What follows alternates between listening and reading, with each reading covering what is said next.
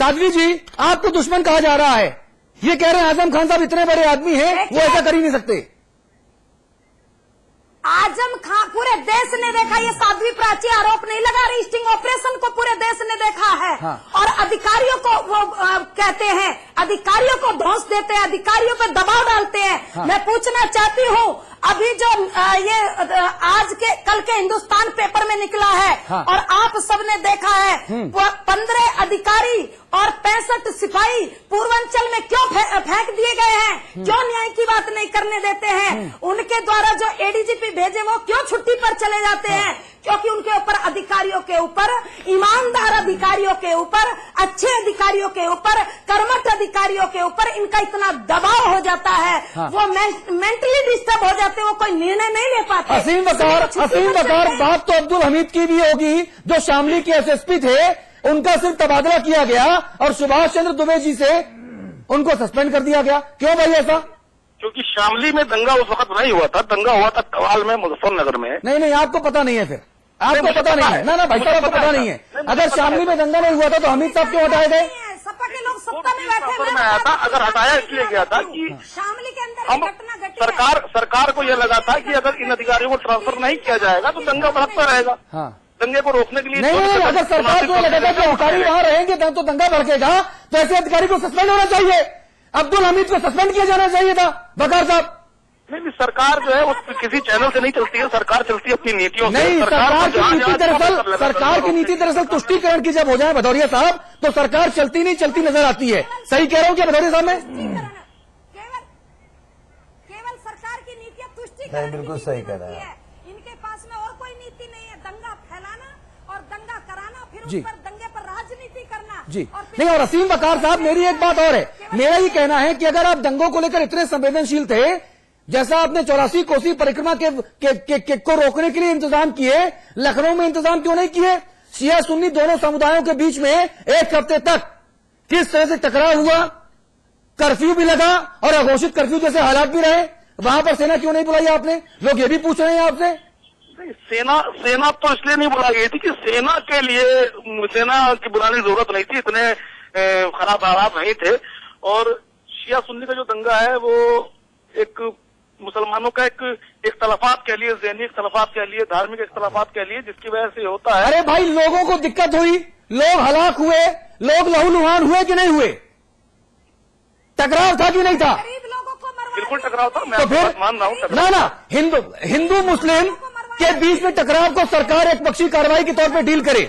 और लखनऊ में जब सरकार जिन दो पायों पर खड़ी है, यादव और मुसलमान, उनमें से जब एक कौम के लोग लड़े तो आप चलता है वाला रवैया अख्तियार करें। असीम बकार, ऐसे कैसे काम चलेगा भाई? नहीं, काम नहीं चलेगा। मैंने फिर आपसे कह दिया, लखनऊ के हालात में, मुजफ्फरनगर के हालात में जमीन आसमान का फर्क जी। अब्बास साहब हमारे साथ हैं, आप धर्मगुरु हैं। यासूब अब्बास साहब, असीम बकार जो बात कह रहे हैं सही कह रहे हैं क्या? लखनऊ में मुसलमानों का खून बहता रहे, सरकार को मतलब नहीं, लेकिन बाकी जगह सरकार मुसलमानों का झंडा बरदार होने का दम भरती है।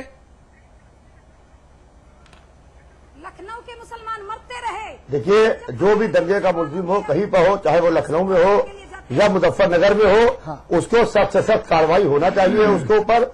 इसलिए कि अगर से कार्रवाई नहीं होगी तो इस तरीके से दंगे होते रहेंगे। हाँ। लिहाजा इसके अंदर जो मुलजिम हो उनको सख्त से सख्त सजा मिलना चाहिए है। हाँ। इसलिए कि नुकसान सिर्फ इंसानियत का होता है। हाँ। कोई भी दंगा हो, हिंदू मुसलमान दंगा हो, शिया सुन्नी दंगा हो, मारा इंसान जाता है, गोद किसी माँ की। लखनऊ के शिया सुन्नी दंगों में क्या सरकार ने इंसाफ किया था अब्बास साहब? इसको आप सियासी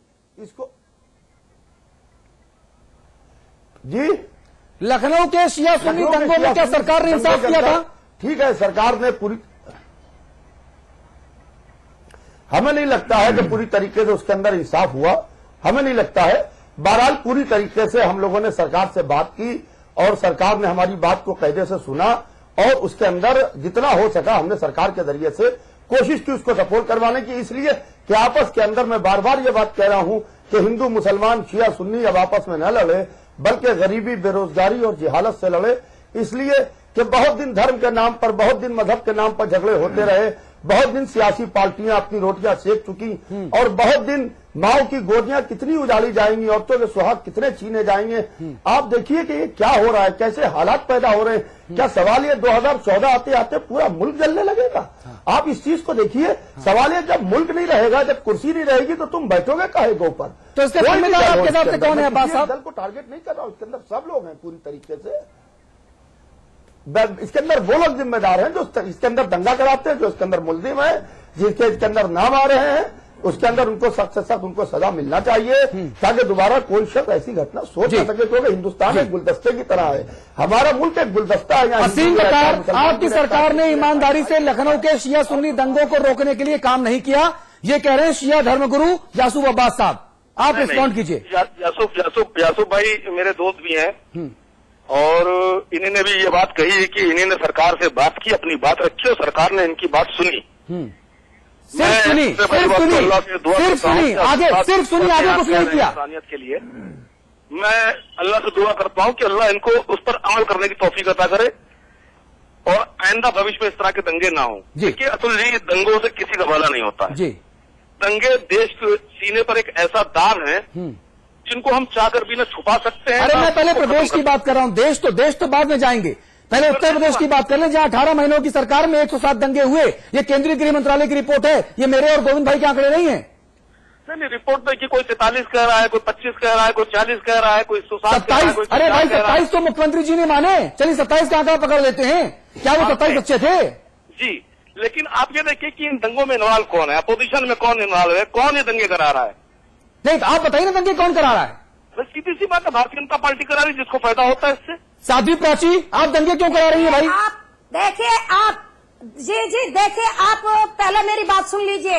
आप जब बार बार भारतीय जनता पार्टी को दंगे कराने की बात करते हैं, मैं आपसे पूछना चाहती हूँ, 27 से लेकर के सरकार ने 7 तारीख तक क्या की? क्या भांग पी करके सो गई थी? क्या तुम्हें इस पर निर्णय नहीं लेना चाहिए था? इतनी बड़ी घटना कवाल गांव के अंदर हो गई थी, उससे पहले शामली के अंदर घटना घटी, उससे पहले मेरठ के अंदर एक बच्ची के साथ गंदा काम हुआ। क्या उत्तर प्रदेश के अंदर यही काम होता रहेगा कि बच्चियों को इस तरह से आग में झोंकने का काम सरकार करती रहेगी और दंगे करवाएगी और फिर राजनीतिक रोटियां सेकेगी? केवल यही काम रहेगा? ये भारतीय जनता पार्टी ये काम नहीं करती, ये केवल सपा करती है। और मैं एक बात कहना चाहती हूँ, अगर वास्तव में आप खुले दिमाग से सोचना, पूरा देश सुन रहा है मुझे, अगर ये घटना गुजरात के अंदर हो जाती तो वहां पूरा देश चिल्लाता और राष्ट्रपति शासन की मांग करते, राष्ट्रपति शासन लगवा देते। आज वो कांग्रेस के बड़े बड़े लीडर कहां चले गए, कहां भट्ट में छुप गए? क्यों नहीं उत्तर प्रदेश में राष्ट्रपति शासन लग रहा है? केंद्र में जो सरकार बैठी है, आखिर वो क्या कर रही है? क्यों मौन है, क्यों चुप है? अरे वो दंगों पर राजनीति करते हैं, केवल इनको दंगों पर राजनीति करनी आती है, दंगे भड़काते हैं, दंगे कराते हैं, और दंगों का मास्टर माइंड सरकार में बैठा आजम खान, उसके खिलाफ कार्रवाई क्यों नहीं की जाती?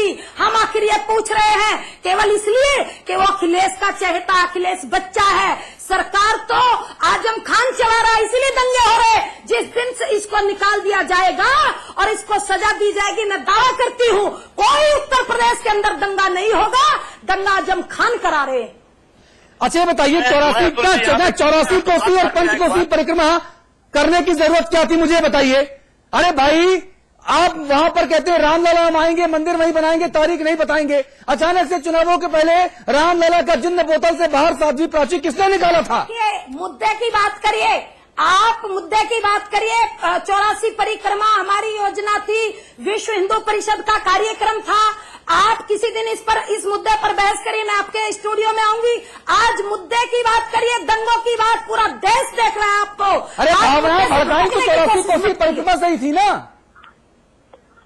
नहीं, कोई वहां से कोई योजना नहीं, आप गलत स्टेटमेंट दे रहे हैं। पूरा देश आपको देख रहा है, आप क्या बात कर रहे हैं? वहां योजना नहीं, योजना बनी दंगे भड़काने की। 30 तारीख में कादिर राणा, शहीदुल जवां, राशिद सिद्दीकी को गिरफ्तार करो, और जो इन दंगों का मास्टरमाइंड है आजम खान को गिरफ्तार क्यों नहीं कर रहे? असीम वकार, चलिए माना कि आप समाजवादी पार्टी के नेताओं के ऊपर सॉफ्ट हैं, मुलायम सिंह की पार्टी ही ना, मुलायम सिंह की पार्टी सपाइयों के ऊपर मुलायम है, लेकिन जो बसपा के लोग हैं कादिर राणा को भड़काऊ भाषण देते हैं और किसी ने देखा, क्यों नहीं पकड़ रहे भाई? देखिए अतुल जी, मैं आपको यहाँ पर एक बहुत साफ बात बता दूं जी। कि भारतीय जनता पार्टी और बहुजन समाज पार्टी की मिली भगत थी समाजवादी पार्टी को बदनाम करने के लिए मुजफ्फरनगर का दंगा। अच्छा, मुलायम सिंह जी ने अशोक सिंघल से पहले कमरे में आधे घंटे बातचीत की। मुझे पूरी नहीं, ठीक, यही मैं कह रहा हूं आपसे। मुलायम सिंह जी विश्व हिंदू परिषद में भाजपा वालों से मिले और साजिश करे बसपा और भाजपा वाले, ये समीकरण समझ नहीं आ रहा मुझे। तो मैं बता रहा हूँ आपको, समीकरण समझ में आ जाएगा आपको। देखिए, आप फिर वही मुद्दा लेकर के आ रहे हैं। मैं आपसे रिक्वेस्ट करी, पूरा देश बताइए, बताइए, वकील साहब बताइए। सच्चाई देखिए, जो पहली महापंचायत हुई है जो जुमे के दिन हुई है मस्जिद नमाज के बाद जी, शहीद चौक मुजफ्फरनगर में बहुजन समाज पार्टी के काजी राणा साहब, नूर सलीम साहब, शहीदुज्जमा साहब ने कॉल किया था। हाँ, समाजवादी पार्टी के कितने लीडर उस मंच पर थे ये आप भी बेहतर जानते हैं और हम भी बेहतर जानते हैं। अरे भाई, जिस एक व्यक्ति का नाम आ रहा है राशिद सिद्दीकी, उसके खिलाफ कार्रवाई क्यों नहीं कर रहे आप? Charity begins from the home. उसको जबरदस्ती बुला लिया गया था मंच के ऊपर। अच्छा, वो दूध पीते बच्चे की गोद में लेके कोई मंच पर चल गया था उनको? क्या बात कर रहे हैं वसीम भाई? पीते बच्चे की बात नहीं थी, लेकिन जिसने महापंचायत कॉल किया, आप जैसे बात समझिएगा, भारतीय जनता पार्टी के मंच पर या नरेश। ना, अरे भाई, आप भाजपा वाले मंच पर बाद में जाएंगे। पहले जो शहीद चौक पर खाला पार में महापंचायत हुई उसके बारे में बात कर ले। 1 घंटे का शो है, बराबर वक्त बांट लेते हैं।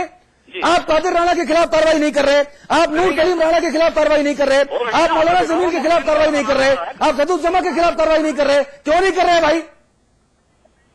सरकार को मौका दीजिए, सरकार अपने स्तर पर कार्रवाई करे। अरे भाई, सरकार को मौका क्या दे?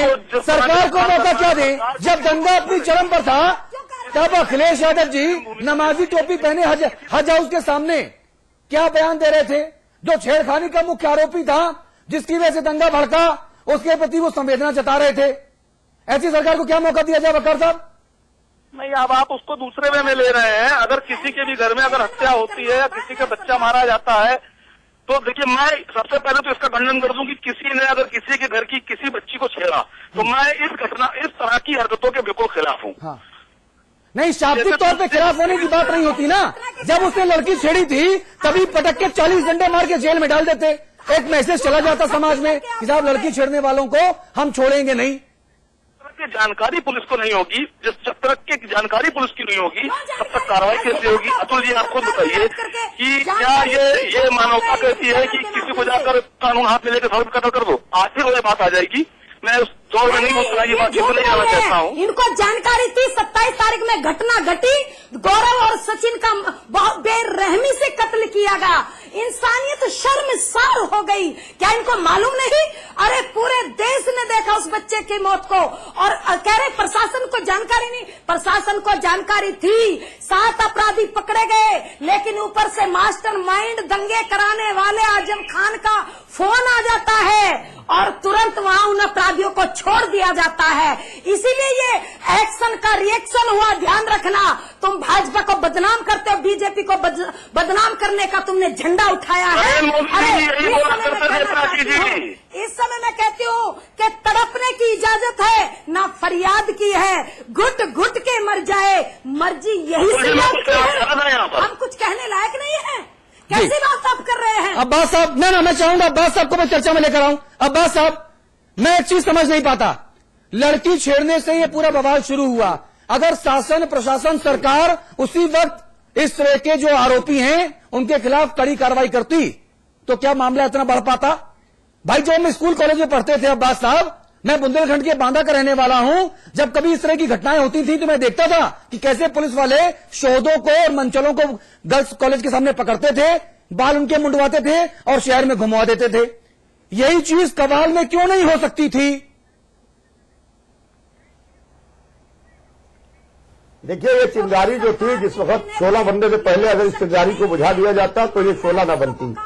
मगर बड़े अफसोस की बात है कि ये चिंगारी जो थी ये बुझाई नहीं गई और वहां का जो लोकल एडमिनिस्ट्रेशन था वो या तो वो जानबूझ के ये कराता रहा या फिर वो उसको समझ नहीं पाया। मैं इसको कुछ नहीं कह सकता हूं। हाँ। और उसने हाई लेवल के ऊपर उत्तर प्रदेश सरकार को मुझे लगता है कि पूरी तरीके से सूचना नहीं दी और उस वक्त अगर उस मामले को रोक लेता तो आज इतना बड़ा मामला ना होता, आज इतनी जाने ना जाती, आज हम चर्चा में ना बैठे होते, आज इस वक्त पूरा देश सुन न रहा होता। क्योंकि जिस वक्त चिंगारी होती है ना, अगर जिस वक्त चिंगारी के ऊपर पानी डाल दिया जाए और चिंगारी को बुझा दिया जाए तो वो शोला नहीं बनती है। शुरू में तो जरा सी चिंगारी होती है, कहते देख लेंगे, समझ लिया जाएगा इसको। मगर जब वो शोला बन जाती है तो वो बुझाए से नहीं बुझती है। जी। तो मुजफ्फरनगर की आग आज तक के लगी हुई है जी। और वो जख्म हरे हैं, जी। चाहे उसके अंदर हिंदू भाई मारे गए हों या मुसलमान भाई मारे गए हों, जान इंसान की जाती है, जी। लिहाजा वहां के ऊपर पूरा एडमिनिस्ट्रेशन। आर.एस. भदौरिया साहब, जिन लोगों के खिलाफ एफआईआर दर्ज है, जिन विधायकों के खिलाफ, वो कह रहे हैं कि हम बेकसूर हैं। अगर बेकसूर हैं तो भागे भागे क्यों फिर रहे हैं? अपने आप को सरेंडर करने खुद पुलिस थाने क्यों नहीं चले जाते कि भैया मैं आपके सामने हूं, मैंने कुछ नहीं किया?